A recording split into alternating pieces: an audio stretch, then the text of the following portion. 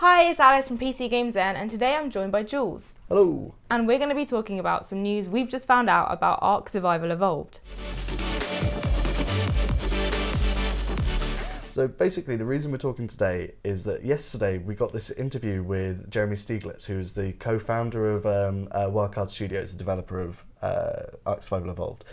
And he was telling us that there was going to be a server wipe before the game launched. Yeah. Now, back in 2016, Jeremy went on to the Steam forums and he said that there was going to be no server wipe. And this was like sort of quite a loud statement to the community because like ARK launched in early access. Like it's been a game which people have been in since 2015, and these servers have been around the whole time, and so it's sort of that everything they've done has sort of left its mark and history within the servers. Right. And so to have this idea that there was going to be a wipe at the other end of it was that they were going to suddenly lose their entire history with the game.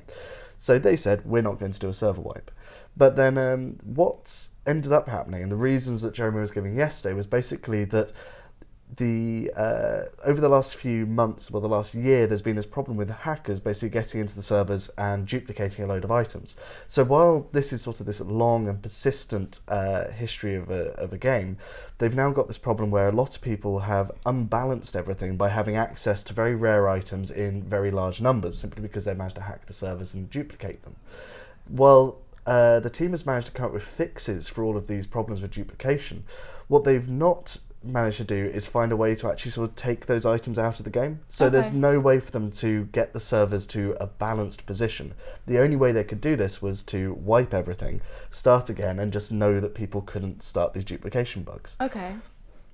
But since that interview yesterday, we've now also had a conversation, well, we've had an email come through saying that that decision has now been reversed, and so they're not going to be wiping the servers. Right. Okay. Yeah. So the reason they're saying is that after being interviewed by lots of journalists yesterday, Jeremy went back to the team and said, we can't wipe the servers because we'll be attacked for it. Right. So what they're doing now instead is they're going to keep the legacy servers, which have all these duplicated items on, but similarly of like 2 years of play history, so a lot of people have sort of built their communities there. They're going to keep those running, but they're also going to start up a new set of servers on the 8th of August when the game launches, which are going to be fresh servers. If people want to go into those are going to be as balanced as the game can be, and it's just going to set up this whole new skew of game. Okay. But one of the things which we don't yet know, so I've got another interview with Jeremy later today, and so after this video goes live, we should already have an updated article which goes over some of the things I've got to ask him about. Yeah. They were mentioning yesterday that because they had this idea that they were going to be wiping the servers, that it meant that they could almost use them as a test bed. Okay. So the final week of the server's life was going to be filled with weirdly, like, hugely powerful boss creatures that could be summoned into the game.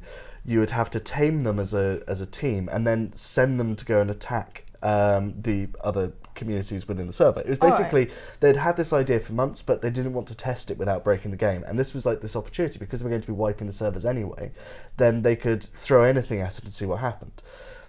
I don't know what's happening with that now. So that made sense when they were going to be wiping the servers, but now that they aren't, like, does this mean that they can't test them out? So hopefully we'll find this out later. Yeah. The other thing that they were saying was going to happen was that they were going to test out lots of different balances. So basically, the items which are currently very difficult to get hold of within the game, the ones which require a huge amount of effort on your part to actually sort of create them and use them, they'll be... The difficulty was that you couldn't start changing how easy it was to access those, because if you sort of say it required a huge amount of resources to make a particular weapon, and you had done that, you had made that weapon, and then a month down the line the developers make it much easier, it cheapens the item that you've created. Yeah, of course it does. So they didn't want to mess around with any of that, and so what they were going to do in this week, where everything was going to be sort of spun down, was that they were going to start playing around with changing some of those balances and see if it made the game better. Okay. Again, now that they're not wiping the servers, I don't know what's going to be happening with this, and so this is what we're going to find out later. But the coolest thing they were going to do was that they were going to end the servers with a giant meteor storm. So it's the sort of thing of like, if we're going to be destroying the servers, we should actually destroy the servers. So they had set up a system to have a giant meteor come right at the end of the server's lifespan. There was going to be like a countdown throughout the whole week, counting down to when the servers were going to be wiped. And then if you were logged in at the very end, you'd just see the whole of this world that's existed for 2 years be completely burned and destroyed, which, again, now that that's not happening, I don't know what's happening with it, and whether we'll ever see that in ARK. If this is a thing which they've cancelled, will we ever get the chance to see the world blow up? It sounds like quite an interesting premise, but obviously I don't have work that I've been working on for like 2 years in a server I thought was going to exist forever. So I guess people are going to probably be quite grateful about it.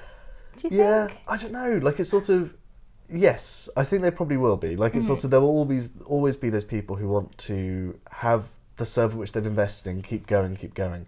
But, like, there must be players out there as well who, they like ARK for the fact that it's constantly getting new things coming in there. Yeah. And so now here is this opportunity. They could have had new stuff which has been taken away from them because the developers were afraid of a backlash. Yeah. And it's like, actually, I don't know what the response is going to be to this. It could be that people will be angry that they're not going to see the world-ending event they could have done. Similarly, it's sort of, we were told yesterday, well, the reasons why they weren't going to have these old servers and new servers was because it costs so much to run servers. And so that they just don't have the funds to keep a legacy server going, which is unbalanced, and also start up new servers that are making use of all these extra developments they've been making since the original release.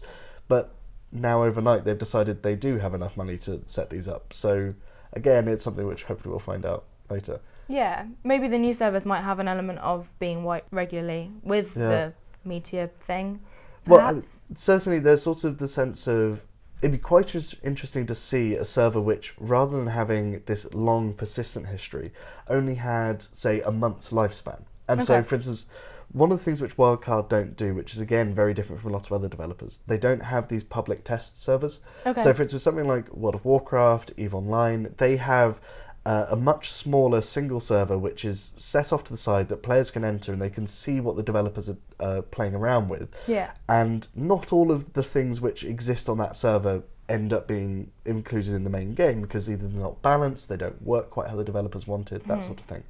But with ARK, they don't have test servers. They just put stuff into the main server and see what works.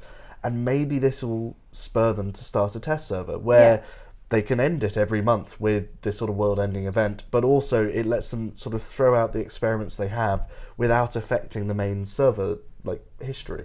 Yeah. So it'll be interesting to see if this happens. And again, this is something which I'll be asking Jeremy later when I speak to him. Yeah, so by the time this video is live, the interview and all of these questions should have been answered on the site. Is that right? Yeah. That should be the plan. Yeah, so if you like what you saw today, make sure you like, subscribe and share it around with your friends. And do check PCGamesN.com for more information on this. Thank you for watching. Bye.